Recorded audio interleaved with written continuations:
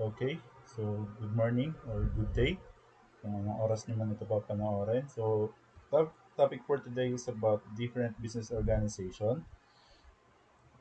So, business organizations, the main economic activity is production. Almost all production activity is done by specialized organization. So there are different forms of business organizations from very simple to complex. The choice of a form of business organization depends on one's resources, objectives, and perception. So depende yon sa inyo kung anong type ng business organization in the future na gusto nyong gawin. So there are three most common forms of business organization in a capitalist economy. So we have single or sole proprietorship, we have partnership, and corporation. So single or sole proprietorship is the oldest and simplest form of business organization. It is also the easiest to put up. This is owned and usually managed by one person. So from the word itself, single or sole prop or sole proprietorship. So isa lang may-ari nito, and most common is yung syempre mga sari-sari store, di ba? So advantages, it is easy to form and dissolve. Madali siyang buuin, and kung ayaw nyo na ng business or for some reason gusto nyo nang isara, madali siyang itigil. So it requires a small capital and there are no legal papers needed except the usual business license from the Department of Trade and Industry and the business permit from the city or municipal government. But nowadays, meron na rin yung barangay permit or barangay clearance nga ba yun, and we have also, if you are into food service, meron na ring sanitary permit. So all profits belong to the business owner. This is the greatest advantage to the entrepreneur as there is no one else to share the profit with. So precisely kasi mag-isa lang yung may-ari, di ba?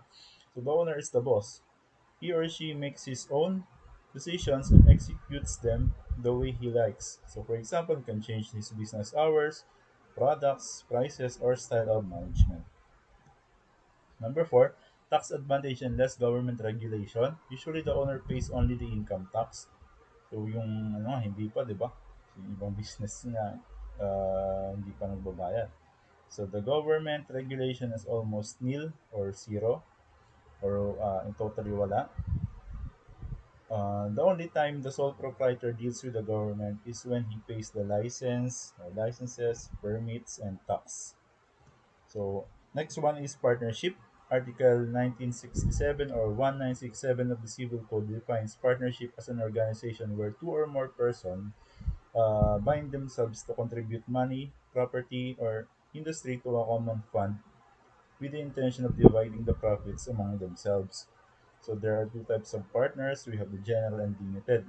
The liability of a general partner extends up to his personal properties, while a limited partner is only liable to the extent of his contribution in the business. So unlike sole prop or single proprietorship or sole proprietorship, so meron na ditong ibang taong involved na tinatawag ng partner. It's either general or limited partner. So, in this case, kasama na yung batas dito. And meron na rin siyang definition according to a law, no? Or a civil code. And then, yung liabilities nila also differs depending on the extent or type of partnership. So, kung yan ay general partnership, so lahat ng assets daw ay liable or pwedeng makuha in case na hindi makapagbayad ng loan. Unlike the liable partner or limited partnership, yung mga partners dyan is liable only dun lang sa contribution sa business. Okay? So advantages, it is easy to organize, same as sole prop. The partnership is much easier to form than a corporation. The legal requirements include articles and bylaws of partnership to be submitted to the SEC or Securities and Exchange Commission, verification of business name with SEC. So yung verification of business name, make sure na wala siyang katulad, pangalan. Registration of business name with the Bureau of Commerce sa BIR or Bureau of Internal Revenue 14 or tax identification number. Business permit from the city or municipal hall and the registration of employees with SSS. So number two, availability of more capital and credit. Since hindi na siya solo or hindi na single prop or hindi na isang tao yung involved, so um, mas malaki na or may other sources na ng capital. Diba? Or kung kailangan nyo ng mag-loan or ng credit, so may additional lang pagkukuhanan kasi hindi na mag-isa yung person yung gusto mag-business.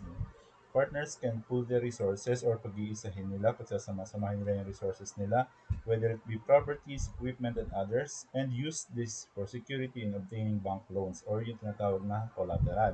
Suppliers are more willing to extend more credit to a partnership than to a single proprietorship. So yun yung isang advantage niya. Na yung mga suppliers, mas they tend to grant or to approve loans of businesses that are into partnership form compared to those businesses who are only operated by a single owner. So kasi mas mataas yung chance na makapagbayad yung mga business organization na partnership kasi mas malaki yung ano nila, 'di ba? Resources nila.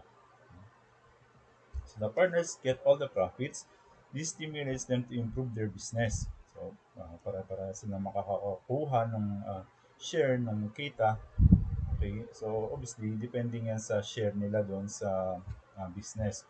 More and better knowledge and skills each partner contribute or more and better knowledge and skills. Syempre, so kung sabi nga, di ba, yung idiom or yung uh, example is sa walis tingting. Mas kung isa lang daw mas mahirap magwalis, di ba? Unlike pag marami, mas madaling malinis ng walis yung kalat, di ba? So same dito. So more and better knowledge and skills na magsasama-sama sa isang business, di ba? Each partner contributes his knowledge and skills to the organization. It is said that, nga, yung sinasabi ko kanina, it is said that two heads are better than one. This kind of combination provides better management in terms of planning, decision making, and implementation compared with sole proprietorship since may mga kasama na yung isang tao or halimbawa tayo or kayo sa isang business. So yung task ay can be designated dun sa mga particular partner na for example ay expert doon. Halimbawa, planning, iba yung naka-assign sa planning isang partner and then we have the management, iba rin, di ba? Sa operations, iba rin. So unlike kung ikaw lang mag-isa, so lahat sa'yo yun. Ikaw lang mag-isa yung gagawa nun.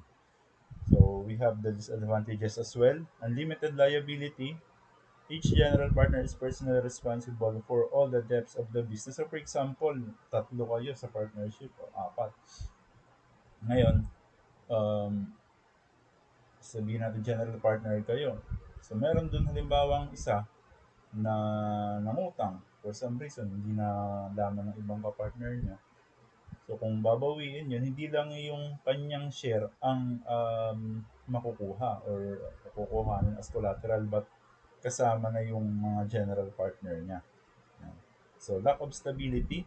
In most of the cases, the partnership is terminated by the death, withdrawal, or legally declared insanity of any of the partners. So yun yung mga syempre reasons or factors na nakakaapekto if maraming taong involved sa isang kahit sa isang activity, di ba, or sa isang business. So kung hindi pare-parehas yung mindset nila, yung goals nila, yung objectives nila, syempre para dun sa business, now nagkakaroon halimbawa ng conflicts. So medyo mararatel yung stability ng business, di ba? So management disagreement. If the management do not work in unity, conflicts arise. So yun nga, yung si partner A, kung gusto niya kumuha sa supplier A, si partner B, si supplier B, and so on and so forth. nagkakaroon ngayon ng disagreement, di ba? Dun sa decision making or sa management o kung saan mang aspect ng business. Kasi nga, hindi na lang mag-isa yung susunod. So, there are times na ganyan. There are instances na nangyayari na sa partnership. Suspicion or distrust may crop up among the partners. Such negative attitude and unfair often takes place. So, hindi naman kasi yan may iwasan. Lalo na in terms of money, di ba? Kakaroon ng suspicion or distrust daw. Idle investment, it is easy to invest money in partnership, but sometimes it is difficult to get it out. So, for example, when a partner decides to leave the organization, the remaining partners may not buy his share. And if the leaving partner decides to sell his share to an outsider, the problem might arise that the existing partners may not agree. So, halimbawa, meron kang ininvest dyan. So, depende dun sa usapan nyo, hindi mo basta-basta makukuha yun or mabibenta yung share mo unless pumayag yung iyong mga partner sa business. So, we have next the kinds of partnerships. So first we have universal, refer to all present property or to all profits. Particular has for its objects determine things, their use or fruits or specific undertakings to the exercise of a profession or vocation. So general liabilities of partners extend to their individual properties after the assets have been exhausted. Limited, at least one general partner and the others are limited partners.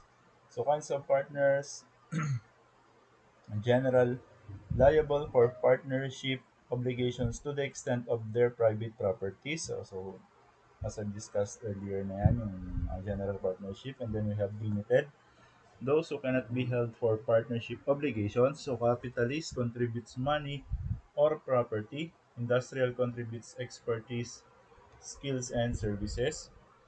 Then we have managing, administers the operation and manages the business directly. Liquidating, handles affairs of dissolution of the business. Ostensible, publicly makes his own or makes known his connection with the partnership. Secret identity is not publicly made known. Dormant, both a secret and silent partner. Nominal partner in name only. So, these types of partnership will be, or I guess will be, or I think this will be discussed during your subject. Hindi nga pala kayo. So, depending on your course, so ito kasi, or this topic, the types of partnerships as well as the corporation is studied in depth in subject of or subjects regarding business law. So iniisa-isa itong mga ito.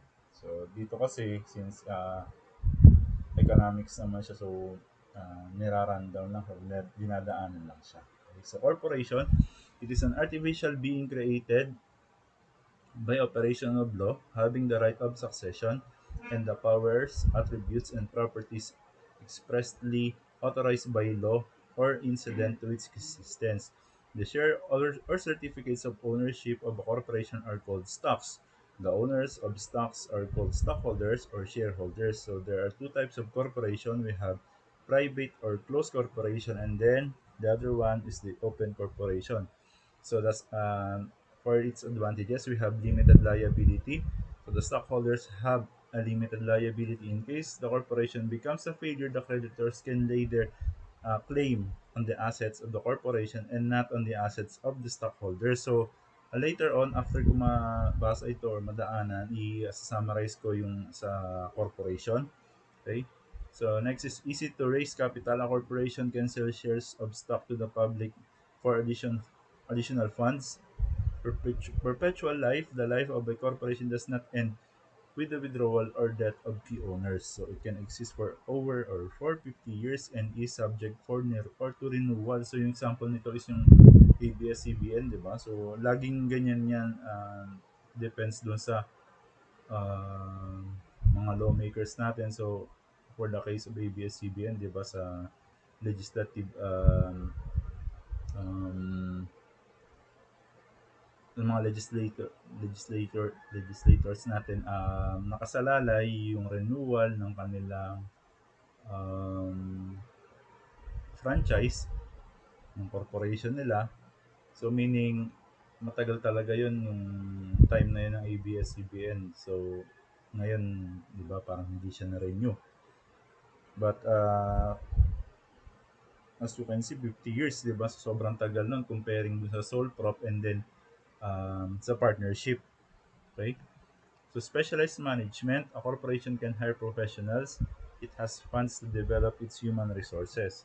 So disadvantages, difficult to organize. Sometimes it requires services of a lawyer and an accountant to prepare the legal documents. The legal requirements include submissions of articles of incorporations and bylaw to SEC, registration with BIR and or DOLE, Department of Labor and Employment, acquisition of a business permit from city or municipal hall, and license from the DTI.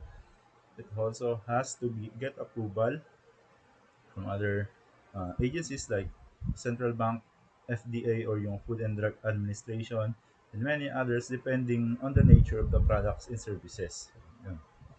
Strictly regulated and supervised by the government, corporations have to submit their financial reports every year to concerned government agencies. They have to comply with government laws, policies, and regulations.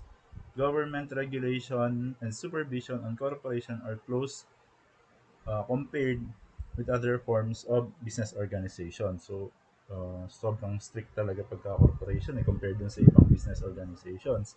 So, some corporations are socially irresponsible. Some lang naman, ha, hindi naman sinabing lahat ay socially irresponsible. They sell substandard goods and pollute the environment. So, nakikita nyo naman sa mga news yan, di ba? So, they are done usually by corporations kasi yung businesses that are sole prop and partnership, bihira silang makagawa nito kasi hindi sila ganun kalaking business wherein they can uh, or they produce substandard goods or to the extent of polluting the environment din. So, hindi sila capable sa ganun, or most of them. So formal and impersonal employer employment or employee relationship, a corporation has several layers of management. The top management seldom or do not associate with the workers or clerks of the corporation. So yun yung tatlo, in short, yung corporation, yung pagkakaiba niya dun sa first two is that masyadong broad, masyadong complex yung formation ng business that are into corporation or corporations. Mahirap siyang i-form kasi it requires a lot of requirements, and then syempre yung pera. But yung mga advantages niya nga, yun yung kanina. And then yung other one is if you are a shareholder or stockholder and then you want to buy or you want to sell yung share nyo or share ng isang shareholder or stockholder, pwede niyang ibenta yon. Like, yun yung mga ginagamit sa stock market. Pwede ka magbibenta ng share ng, for example, ikaw ay minority shareholder ng Coca-Cola, ng Jollibee. So, pwede mo siyang ibenta through the stock market. Okay, so cooperatives, the cooperative code defines a cooperative as a duly registered association of persons or people with a common bond of interest of voluntarily joined together to achieve a lawful common social and economic end, making equitable contributions to the capital required and accepting a fair share of the risks and benefits of the undertaking in accordance with the universally accepted principles of cooperation, which include the following: open and voluntary membership, democratic control, limited interest on capital, division of net surplus, cooperative education, cooperation with other cooperatives. So, for the objectives, don't encourage savings among members, to generate funds and extend credit to the members for productive purposes, to encourage among members systematic production and marketing, to provide goods and services and other requirements of the members, to develop expertise and skills among its members, to acquire lands and provide housing benefits for the members to promote and advance the economic, social, and educational status of the members, and to establish own, lease, or operate cooperative banks, cooperative wholesale and retail complexes, insurance and agricultural industrial processing enterprises, and public markets. Types of cooperative.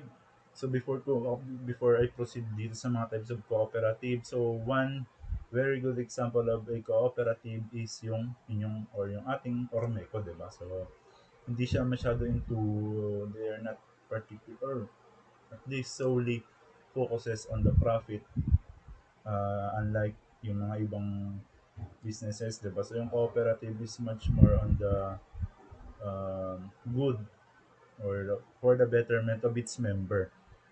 Like for example, Ormeco, 'di ba, is to provide electricity, ayan. So, yung example niya.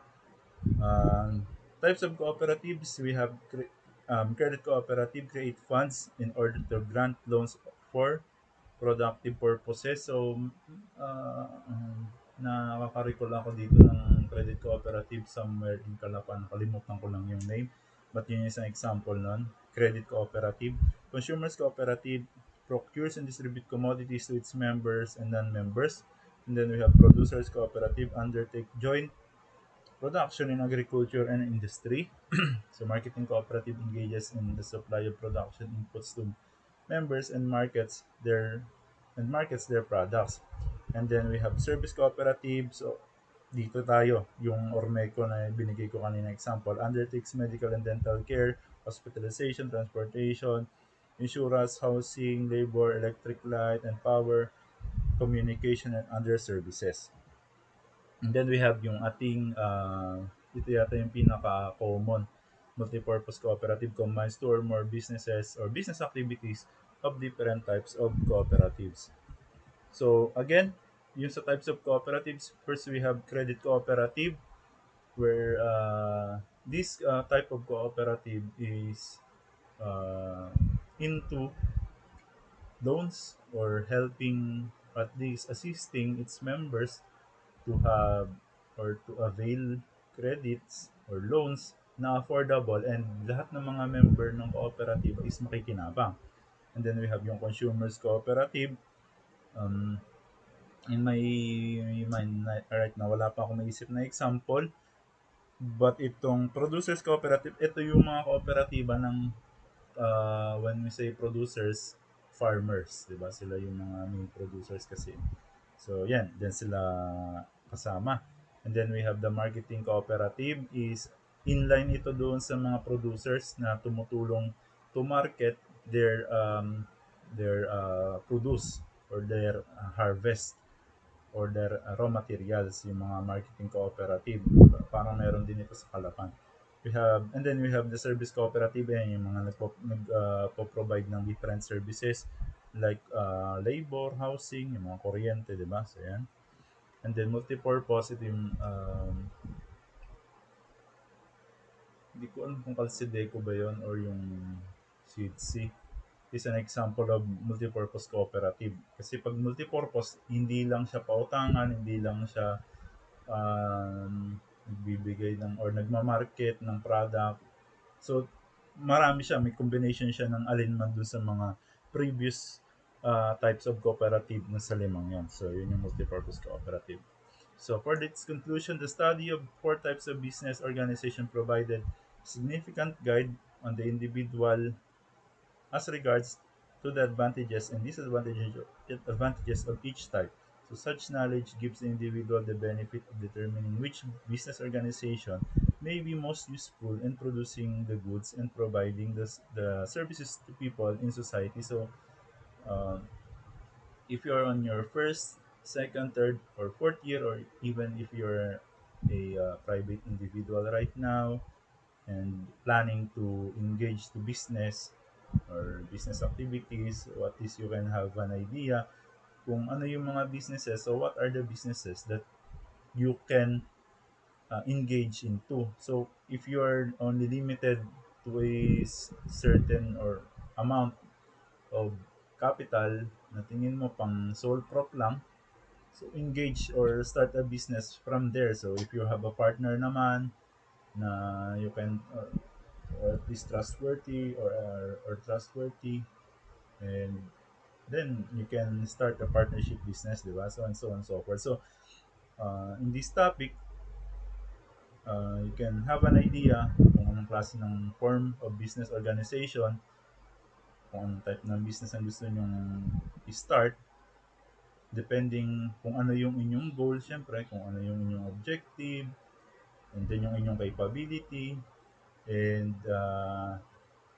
be mindful of the advantages and disadvantages of its business organization. So that concludes our discussion for this topic today. Again, stay safe and God bless.